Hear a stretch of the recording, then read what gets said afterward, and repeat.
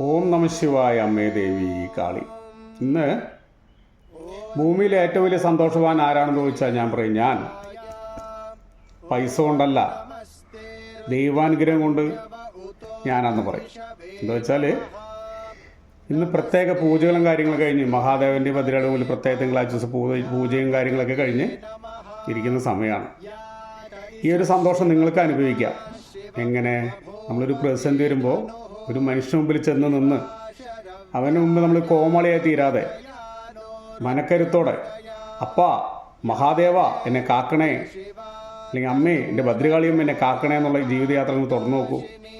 നിങ്ങളെ കടം മേടിക്കുന്നവനല്ല, കടം കൊടുക്കുന്നവനായി മാറ്റും ദൈവം നിങ്ങളെ. ആത്മാർത്ഥമായി വിശ്വസിച്ച് യാത്ര ചെയ്യൂ. മഹാദേവൻ്റെയും കാളിയുടെ അനുഗ്രഹം നിങ്ങളുടെ ജീവിതത്തിൽ എന്നും ഉണ്ടാവട്ടെ. ഓം നമ ശിവായ അമ്മേ ദേവി കാളി.